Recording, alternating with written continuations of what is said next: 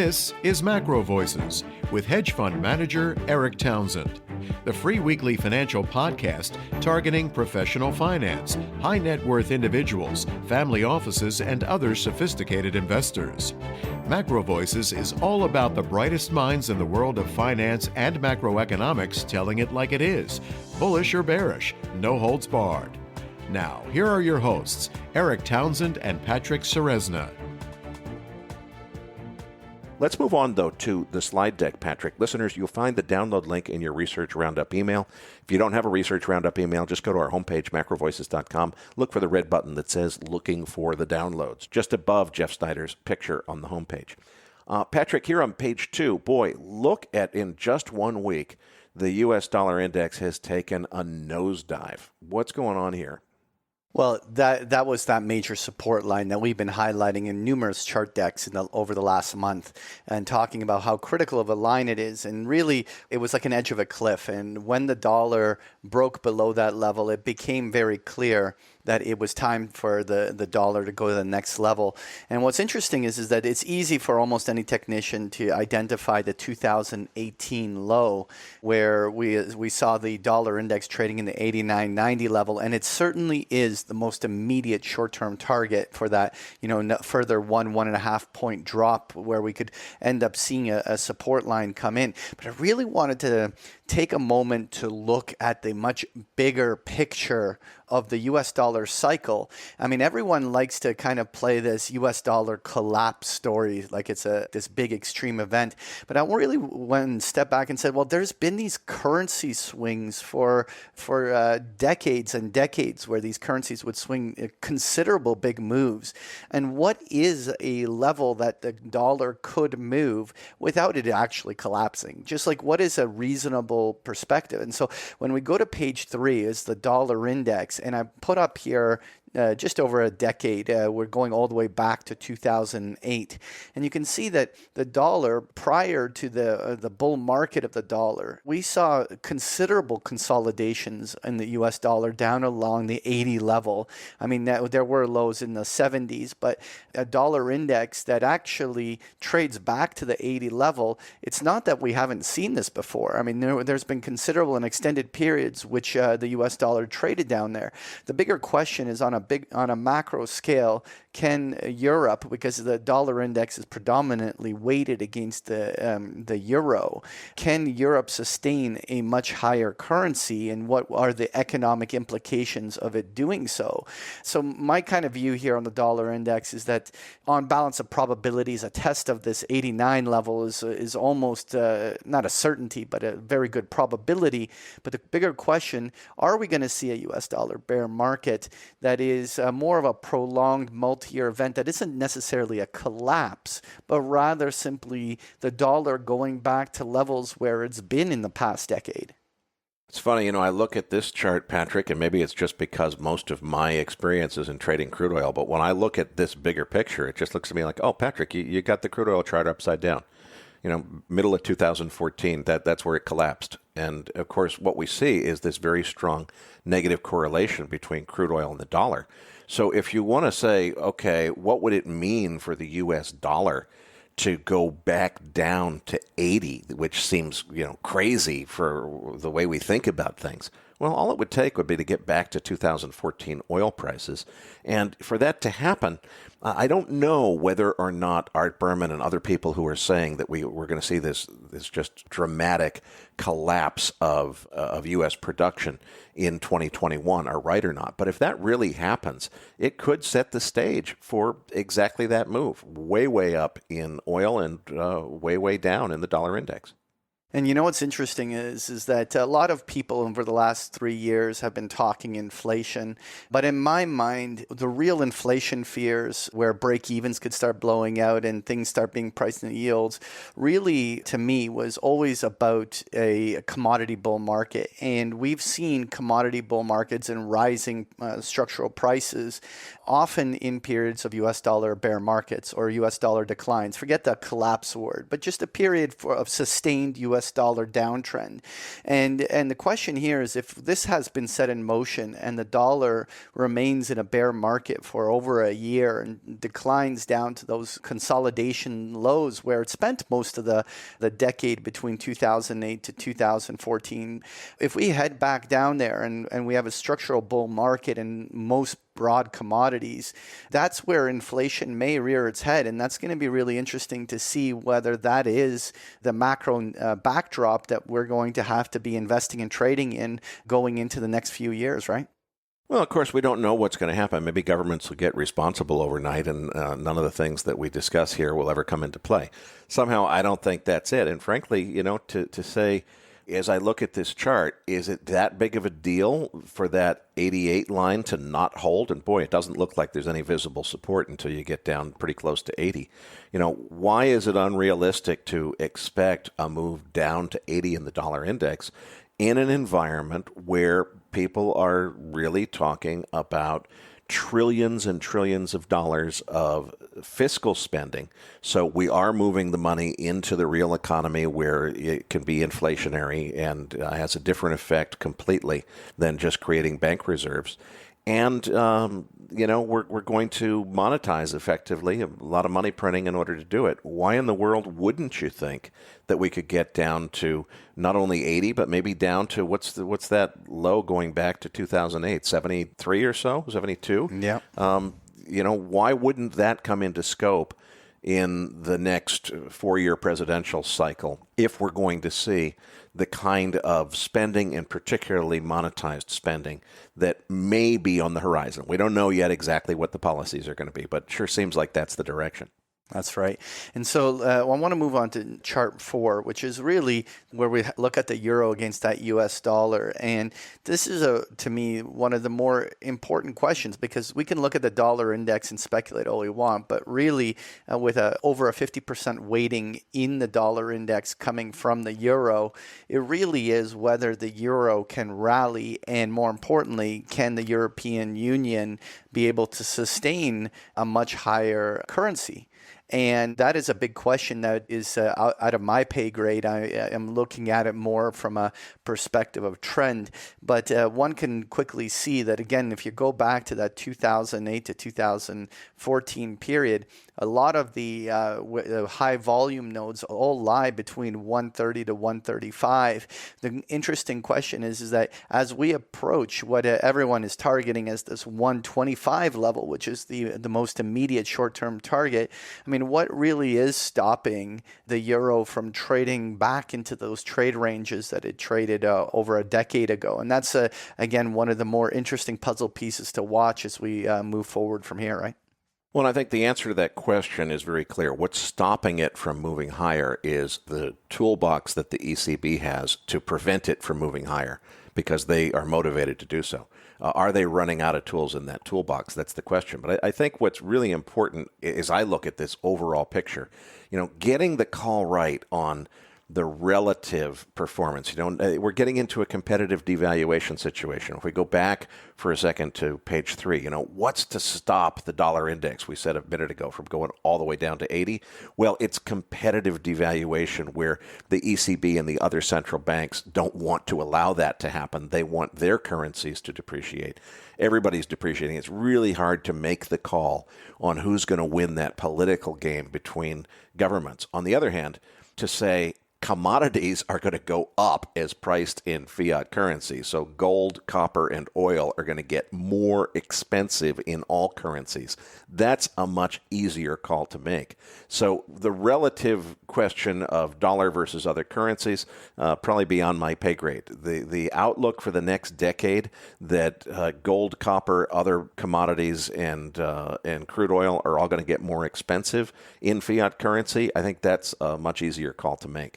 Right. So when we move on to page 5, I have the US dollar against the Chinese yuan. And what's interesting here is that after establishing a topping formation up along the start of the year and retesting that 710, 715 area numerous times, we now have a very, very distinct US dollar downtrend against the renminbi. And it really doesn't seem to be stopping or finding any support. And And it's interesting because obviously the PBOC takes into consideration a basket of currencies. It's not just against the US dollar. So there's a lot of different inputs here.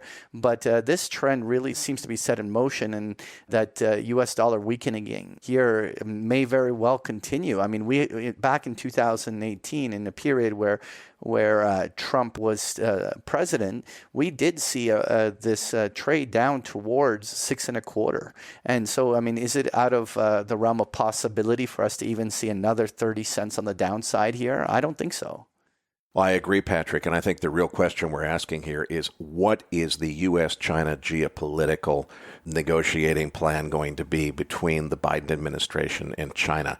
And I have no idea. I'm sure there are plenty of analysts that are already thinking about exactly how that's going to go, but that's where the question is going to be answered, is in how U.S.-China relations move on from here. For sure. And so I want to move on now to looking at some of these different currencies on some of the other big crosses inside the dollar index. Particularly, let's look at the US dollar against the yen. And what's interesting is I wanted to capture Abenomics in here, the 2013 to 15 period where Jeffrey Snyder was talking about it during the interview.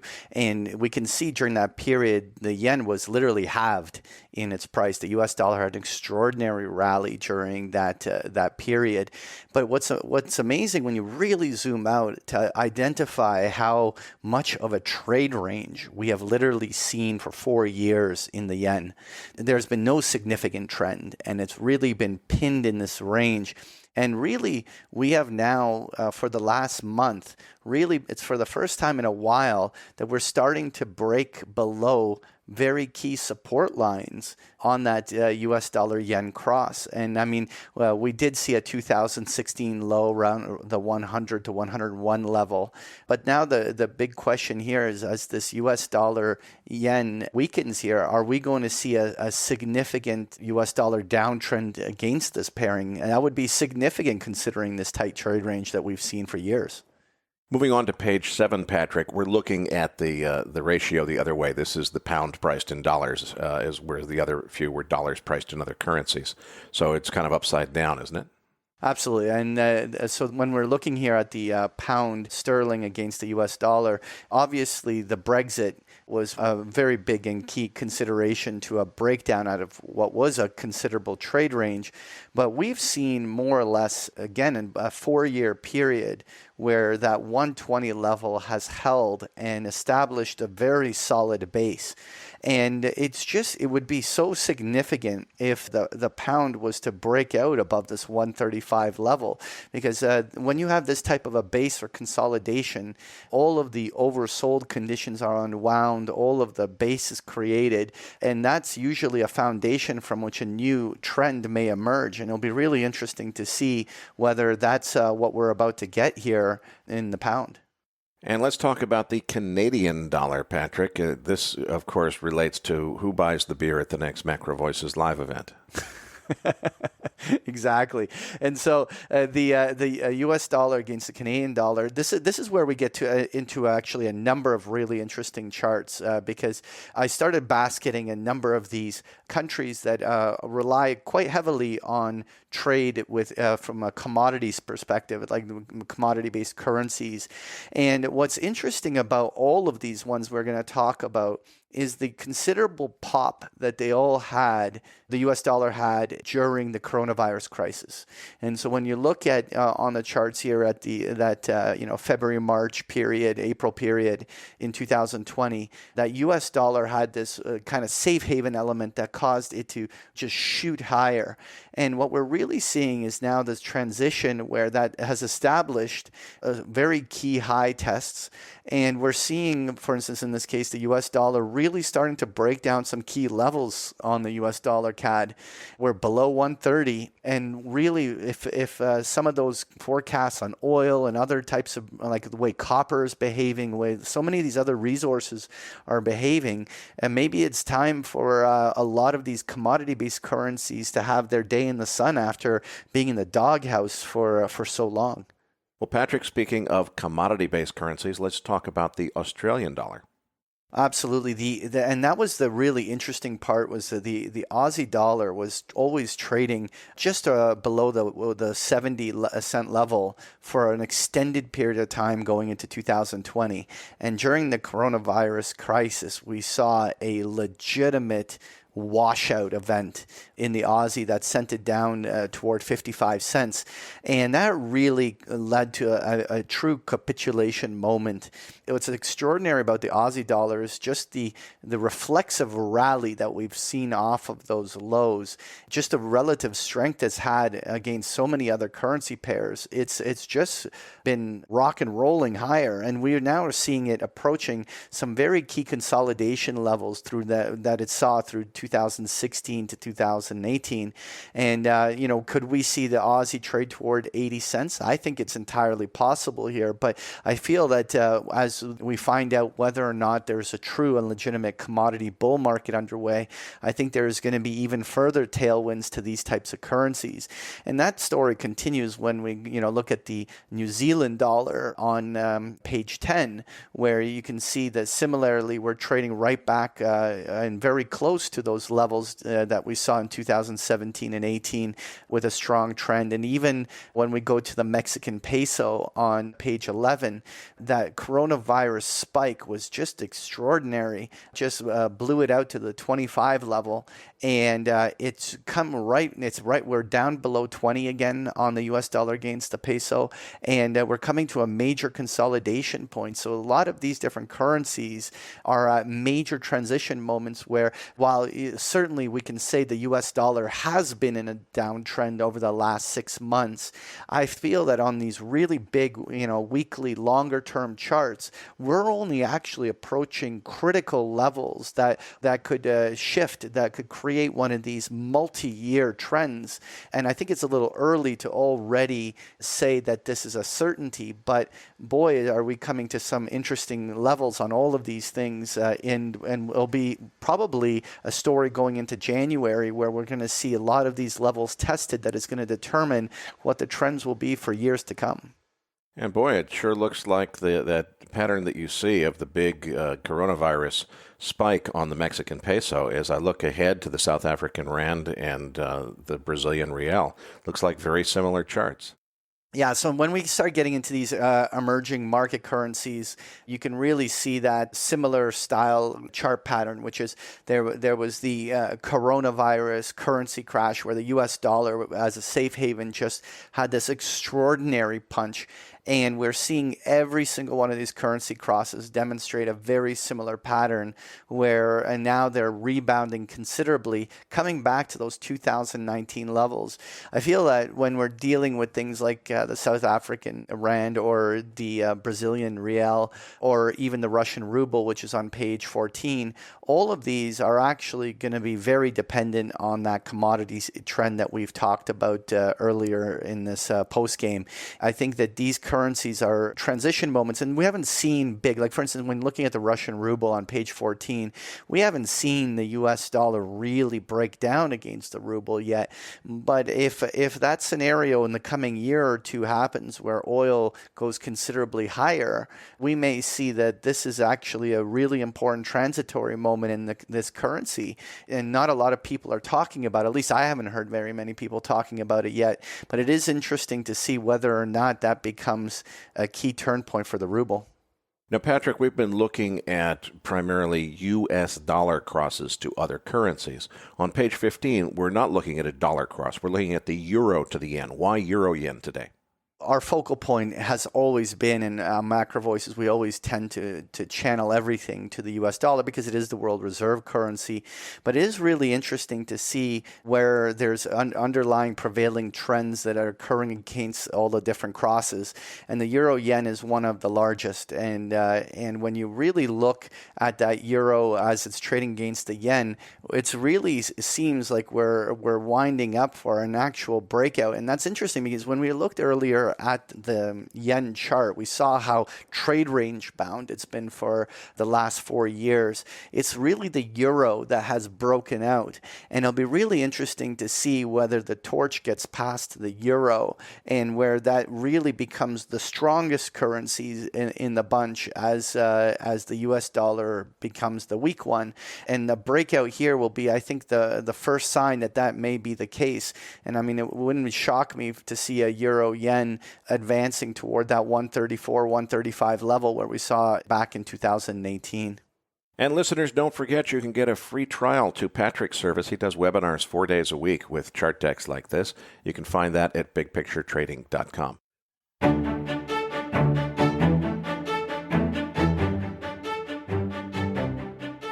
That concludes this edition of MacroVoices. Be sure to tune in each week to hear feature interviews with the brightest minds in finance and macroeconomics. MacroVoices is made possible by sponsorship from BigPictureTrading.com, the Internet's premier source of online education for traders. Please visit BigPictureTrading.com for more information. Please register your free account at MacroVoices.com.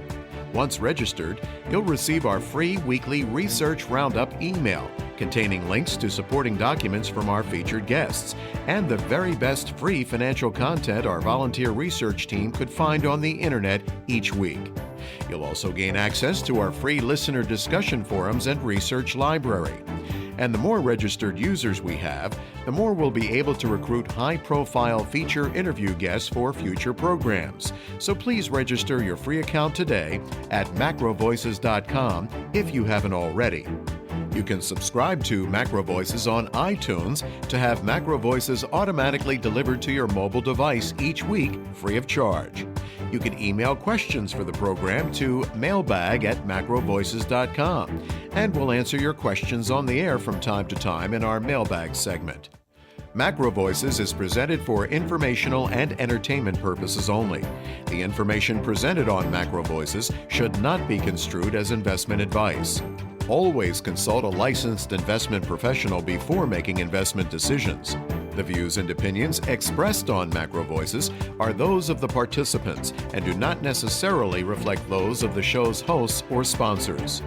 MacroVoices, its producers, sponsors, and hosts Eric Townsend and Patrick Ceresna shall not be liable for losses resulting from investment decisions based on information or viewpoints presented on MacroVoices.